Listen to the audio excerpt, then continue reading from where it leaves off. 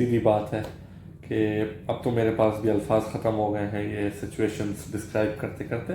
तो इसीलिए इस बार मैं आपसे पूछता हूँ, आप ही मुझे बताएं कि अगर फहद की एक टीम है जिसने 54 स्कोर किया है 16 ओवर में, और दूसरी तरफ शोबी की टीम है जिसने 57 स्कोर किया है 12 ओवर में, तो कौन सी टीम जीतनी चाहिए? गलत। जितना शोबी को चाहिए था, लेकिन इसका जवाब है फहद। लेकिन इससे ज़्यादा ज़रूरी सवाल यह है कि ये कर कौन सकता है? ठीक, एक बार बिल्कुल आपने ठीक गेस किया, ये जगराज ही हैं जो कर सकते हैं। और ये वो दरिंदा है जिसने एक बार फिर ये अपराध किया है। इस दरिंदे को आप देख लीजिए, पहचान लीजिए, कहीं ये आपके घर में तो नहीं, क्या कहीं ये आपके अगले टीम में तो नहीं। आप इस चीज़ से ख्याल करें। और इसीलिए मेरा ये रिक्वेस्ट है चेयरमैन से कि अगली बार से 17 मैन स्क्वाड होना चाहिए, कि कैप्टन खुद ये फैसला कर सकें कि क्या इनको अपनी टीम में लेना है या नहीं। क्योंकि इसी तरह अगर चलता रहा तो ये जितने मैच अब तक खेले हैं सारे हारे हैं, और आगे भी सारे हरवाते रहेंगे, और इसी तरह लीग का मज़ा ख़राब होगा। तो मैं ये कहना चाहूँगा, या ये मैं सजेस्ट करूँगा कि इनको वहाँ बुला के, अब मतलब ऐसे हालात आ गए इंडोर में भी जगराज को बुला के टीम अनाउंस करके इनको बाहर बिठाना शुरू करना चाहिए। बेंच पे बैठें, बाहर से मैच देखें, थोड़ा सीखें।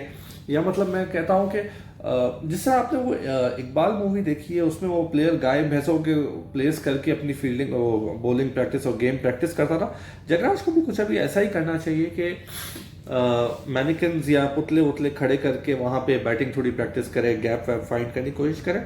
क्योंकि इसके अलावा और कोई मुझे रास्ता दिखता नहीं है। इसके अलावा मैं एक और चीज़ ये करूँ कि कम्प्लीटली मैं इस मैच का ब्लेम जगराज को नहीं देता, क्योंकि मतलब कुछ ब्लेम कैप्टन को भी जाता है।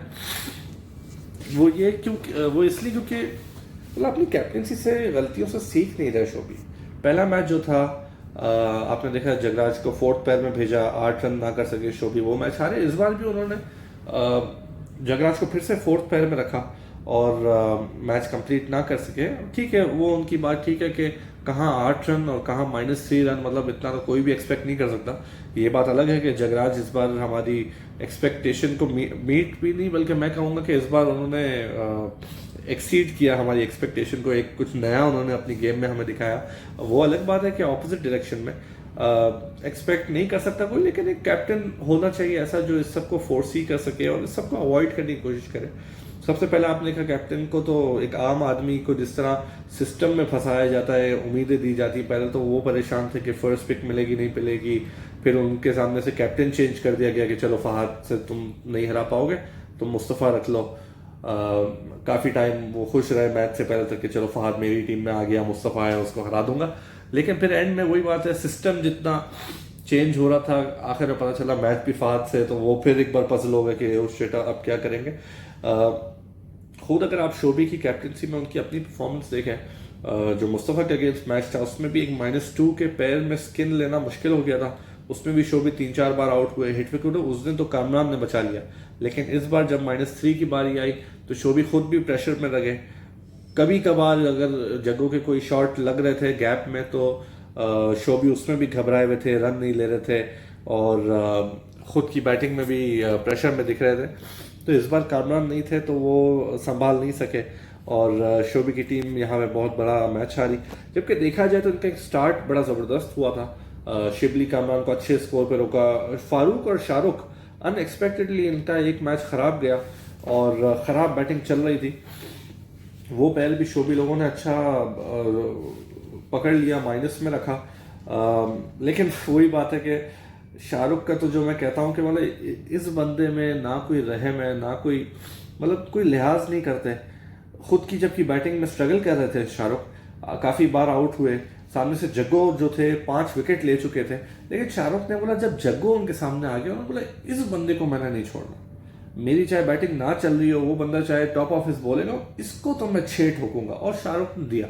आपने देखा किस तरह शाहरुख ने इनके पीछे इतना पड़े रहते हैं कि जब शाहरुख जगराज काफ़ी मैचेस जीते हैं शाहरुख पिछले कुछ टाइम में, कभी इतना शोर नहीं करता, लेकिन जब जगराज के अगेंस्ट वो मैच जीते, आपने देखा किस तरह उन्होंने ट्विटर पे, फेसबुक पे, इंस्टाग्राम, हर तरफ वीडियो में फैला दी, टैगिंग कर रहे हैं। मतलब मार्क जकरबर्ग, इलॉन मस्क तक जितनों को तो उन्होंने टैग कर दिया बताने के लिए कि यार मैंने जगराज को हरा दिया। इतना पीछे पड़े रहता है। मतलब at the end of the day हम सब दोस्त हैं, साथ एक टीम में खेलते हैं, इतना भी नहीं करना चाहिए। उसने 5 विकेट लिए, ऐसे ही उन्होंने बगैर कोई रिस्पेक्ट शो किए आगे 6 ठोका। तो वहाँ भी जगराज का मतलब एक चीज़ जो बॉलिंग अच्छी हो रही थी, वहाँ भी वो बैटल हार गए एक बार फिर शाहरुख से। लेकिन मैं इस बार फारूक का कहना चाहूँगा, जो फारूक की परफॉर्मेंस थी ठीक है, काफ़ी बार जब वो मतलब फारूक का मैं हमेशा से बोलता हूँ आफरीदी की तरह खेलता है। उनका एक ही स्टाइल है, अगर उनको रोकने के लिए बोल दो तो वो कंफ्यूज हो जाते हैं, कि उनका माइंडसेट थोड़ा कंफ्यूज हो जाता है कि मारूं रोकूं, हाफ माइंडेड जाते हैं, गलतियां करते हैं।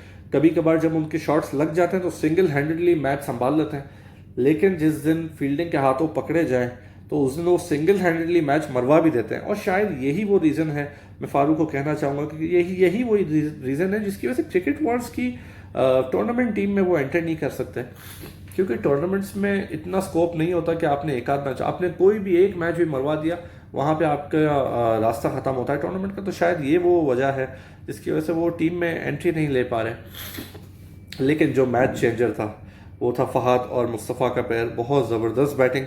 आप देख रहे हैं फहाद किस तरह स्टैट्स में भी बढ़ते बढ़ते बैटिंग में उनका स्कोर मतलब माइल्स अहेड है बाकी बैट्समैन से। ज़बरदस्त परफॉर्मेंस, ज़बरदस्त बैटिंग की, क्या मैच उन्होंने टर्न अराउंड किया। जिस तरह शोबी और जगो के एक पैर ने मैच मरवाया, उसी तरह उतनी ही इक्वली इंपॉर्टेंट इनिंग्स फहाद और मुस्तफ़ा की थी। ये वो पैर था जो एक मैच में उन्होंने कम्प्लीटली मोमेंटम शिफ्ट किया। और मतलब मैं ये कहना चाहूँगा कि इस सीज़न में फहाद को काउंटर करने के लिए मुझे कोई बॉलर सामने दिख नहीं रहा। ठीक है, शाहरुख हर 4-5 साल में एक आध बार कर लेते हैं, लेकिन उसके अलावा मतलब कोई बॉलर खड़ा भी नहीं, मतलब कांपता हुआ दिखता है उनके सामने, कोई दिख नहीं रहा। और यही खासियत है फहाद की, यही करते आए हैं वो इतने सालों से, और टूर्नामेंट्स हमें जिताते आए हैं। बड़ी ज़बरदस्त इन्होंने बैटिंग की, लेकिन उसके बावजूद ओवर शेडो किया जग्गू और शोबी की बैटिंग ने। सारी डिस्कशन उन लोग के अराउंड ही हुई। और सिर्फ इनकी बैटिंग ही नहीं, इस बार उन्होंने फील्डिंग में भी ज़बरदस्त रनआउट्स किए। वो तो जो एक एम्बेरसिंग रनआउट था जगराज जो शोबी ने मारा, और जगराज उल्टा भाग के देख रहे हैं कि हाँ सीन क्या चल रहा है, और फहाद ने उनको वहाँ पे डबल क्रॉस करके रनआउट किया। बहुत ही एम्बेरसिंग था, लेकिन प्रेजेंस ऑफ माइंड भी दिखी फहाद की इस बार। लेकिन जो इस बार हमारे मैन ऑफ द मैच थे, और मैं कहना चाहूँगा बहुत ज़्यादा deserving man of the match, Mustafa. All round performance, उससे ज़्यादा बड़ी चीज़ जो उन्होंने अपनी पर्सनल बैटल जीती है बासित के सामने, एम्बेरस किया, ह्यूमिलिएट किया। मतलब पहली बॉल पे जो उनका बॉल था, सीधी बात है वकार यूनिस की याद आ गई, और मतलब बॉल के आउट किया कि भाई मैं चैलेंज करता हूँ, तुम मेरा बैट बॉल टच करके दिखाओ। शोबी को भी उन्होंने हराया इस मैच में, उनके अगेंस्ट रह के। मतलब बड़ी ज़बरदस्त बॉलिंग कर रहे हैं, उनकी जो सीम पोजीशन होती है उसको अंदर ला रहे हैं, फिर थर्ड फोर्थ बॉल पे सीधी कर रहे हैं। मतलब बैट्समैन को बड़ा रीड नहीं करने दे रहे। मैं यहाँ पे बस एक चीज़ ये कहना चाहूँगा, मुस्तफ़ा को एक एडवाइस देना चाहूँगा कि ज़्यादा प्रिडिक्टेबल ना होए।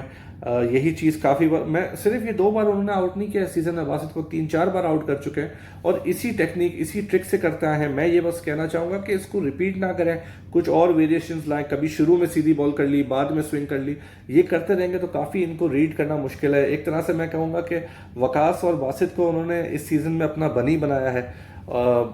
मतलब बासित को के ऊपर उन्होंने ऑफ द फील्ड भी काफ़ी प्रेशर डाला, और बासित प्रेशर में टूटते हुए दिखे।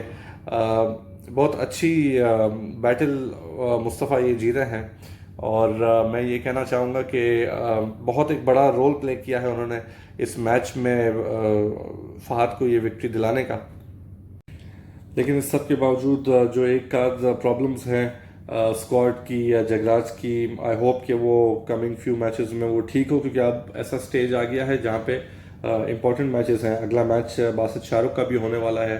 आई होप उसमें या तो स्क्वाड ठीक हो या तो जगराज खुद ठीक हो जाए। देखते हैं क्या होगा।